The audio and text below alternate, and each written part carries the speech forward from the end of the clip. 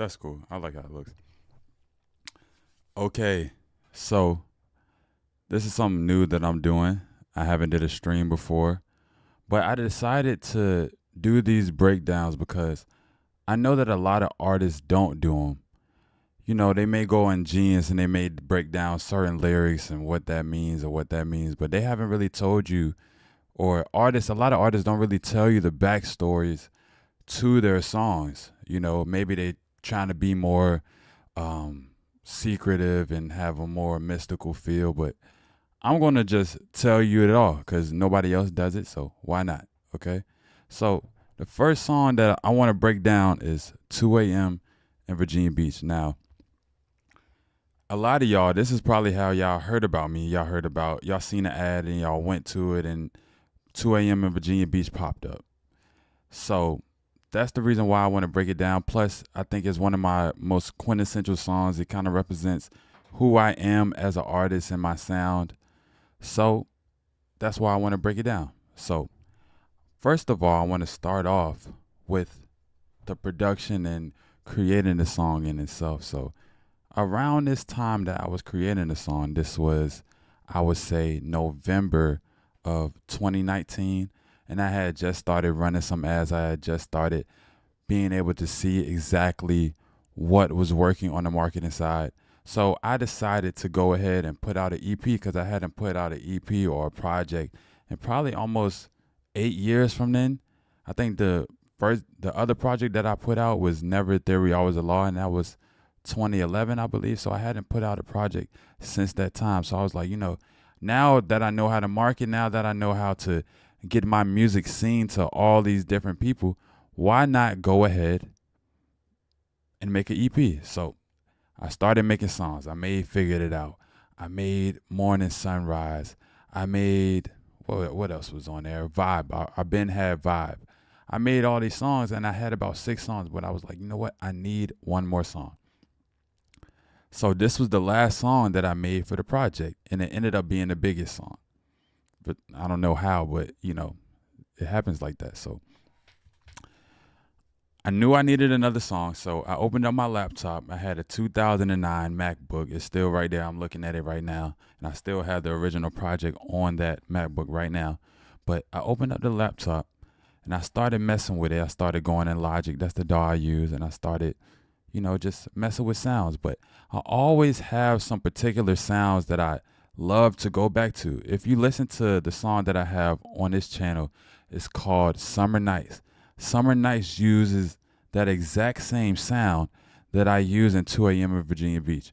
And my new song that I just dropped on a, oh no, I was about to say on a string, Out of My Control, uses that same exact sound as well. So I have specific sounds that I love to go back to because every time I go back to them, it gives me the same feeling that I had when I first heard that sound. It just has this pull on me. I gravitate towards that sound. And I know other producers probably have that as well. You have T minus back in the early 2010s. He used to have that really high pitched sound that he would use in all of his beats. And, I love that sound, and I'm pretty sure he did too. And that's why he kept going back to it. So I started playing in it. I started playing with that sound. And I was like, oh, I got something I like. Dun, dun, dun. I forgot exactly how that sound went, but I was like, I got something that I like. I put the drums on it. And those drums, those are the same drums that are used on Morning Sunrise. So when I found a producer that made Morning Sunrise, I DM'd him on Instagram because I found him on YouTube. I DM'd him on Instagram and I asked him, hey, how much you gonna charge? How much would you charge me to give me those drums that you used on Morning Sunrise? So I took those drums and I used them for myself because I wanted that texture. I wanted that new, trap R&B feel. So I was like, you know what? I'm gonna use those drums, and that's the exact same drums that I used on 2 a.m. in Virginia Beach. So once I had the beat, see my process, right? I let the beat tell me exactly what I should say on the song. So I'm going to listen to the beat a bunch of times and I'm going to ask myself, what is it telling me? What vibe is it giving me? When I hear this beat, where am I picturing myself listening to this at? What am I picturing when I hear this beat? And the beat sounds like a nocturnal. It sounds like something that you would ride to at night. So I was like, I had to. That's the first thought that came. I was like, oh, this is definitely a nighttime beat. So I'm like, okay, I know it's a nighttime beat. What exactly am I going to talk about? And I was like, you know what? Let me talk about the experiences that I have at nighttime, the experience that I had at nighttime around that time. So that's exactly what I did. And I don't know if this is what most artists do, but for me, my music has to be specifically about my experiences or it won't feel authentic. I can't write about somebody else's life. I have to write about what I go through because the little nuances in your experiences are what hits other people. Like when I say on 2 a.m. in Virginia Beach, what I said? I said, um, something about I arrived, but I couldn't find what I needed at the 7-Eleven. So Rose had the right kind, but how you doing? She said, quite fine, but boy, you need to get a watch because you sure do pick the right times. I know you cold, so let's go inside. And my kids at school in the morning, so you got to be quiet. Like everything that I'm saying is specific and something that somebody's going to relate to. And another thing about 2 a.m. in Virginia Beach, when I talked about not having the right condom when I went to the gas station, people thought I was talking about condoms, but I wasn't talking about condoms. Basically, what I was talking about is I get these specific juices at 7-Eleven, and people around me know that I drink specific juices. I like the cold pressed juice that they have at 7-Eleven, and if that 7-Eleven doesn't have that juice, I go to another one. So that's basically what I was talking about. I was like, you know what? I need the juice. I had to go to different 7-Elevens to find the juice that I wanted before I came over there. So basically, what I'm saying is the reason why my music has to be about my life is because those specific nuances about songs are the things that hit people the most. If you did something in the streets, right, and you have a song about the streets, people are going to be able to tell whether that was really your life or not. How are they going to be able to tell? Because the nuances, the way you talk about it, and the people that were in the streets, they're going to be able to relate to your music on such a deep level because they know exactly what you're talking about. They know exactly that specific nuance that you put in there. So that's what I try to do with my music, and I feel like me doing that makes it hit way harder. So let's talk about the girl that I'm talking about on 2 a.m. in Virginia Beach. All right, so let me take you back. This is 2018. Around 2018, me and Nigel, I think it's 28. Yes, yeah, it was 2018 because it was right before Nigel had got shot.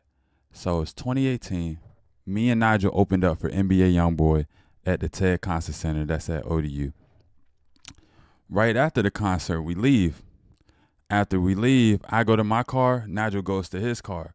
But the lady that I'm talking about, she goes up to Nigel and says, y'all did so great. I saw y'all up there.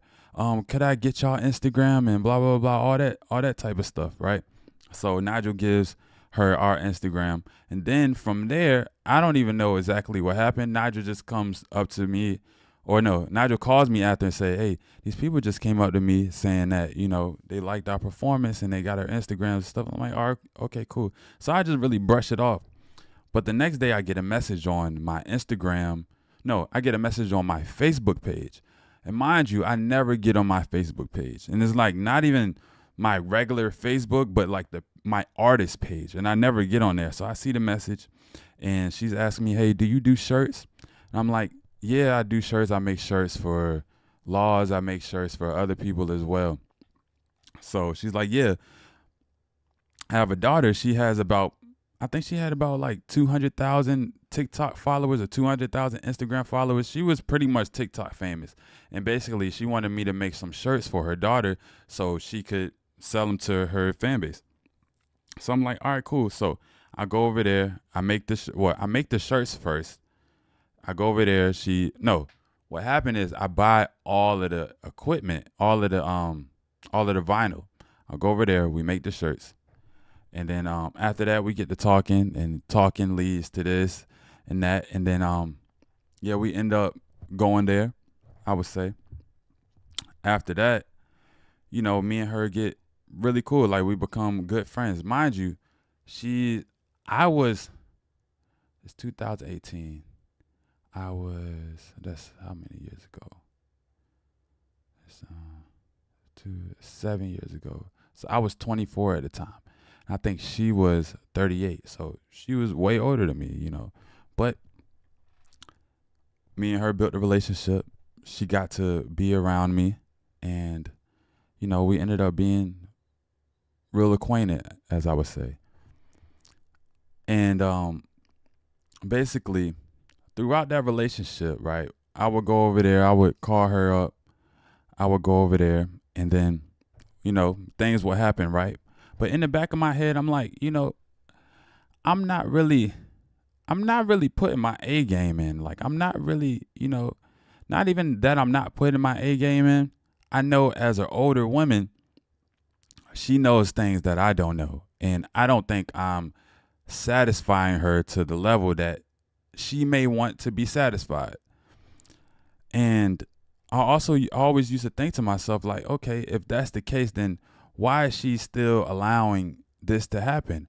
Why is she not saying, like, you know what, you're not giving me exactly what I want. I need you to leave. And then I thought in my head, maybe I am giving her what she wants, because a lot of guys, especially when we're younger, we think, if you don't satisfy her, if you don't do this, if you don't rub it the right way, if you're not, doing everything that society says you have to do during sex, or you have to perform this way, or she's not going to like you. That's the thoughts that we have in our head. So that's what I'm thinking at the time. But that situation made me realize, oh no, it's not all about that. It's about her emotions. You can not perform as just like another guy, but if you're in her head more, if you can get her emotionally invested into who you are, then that's what matters the most. So I used to think to myself, why is she staying? I'm like, oh, okay, maybe she's getting some other value, because nobody's just going to keep calling you over for nothing. She's getting something out of it. So that's what 2 a.m. in Virginia Beach is about in a nutshell. It's about me meeting someone older. And not only did she teach me about that, she taught me other things as well. But it's about learning. It was about learning about women. Like, why society tells you that you have to do these things in the bedroom or it's a wrap. You have to, like I said, you have to do all of these things, but that's really not true. If you know that she is fueled by her emotions, then you can use that information to, I don't want to say to your advantage, but you can use that information wisely. And that's what I learned. That's what I learned in 2 a.m. in Virginia Beach. So, yeah, that's pretty much it. If y'all got some more questions about that story, if y'all got some more questions about some of the lines that I said in the song, put them down below. I may do a part 2. And also comment what other songs that you want me to review. And I'll talk to y'all soon.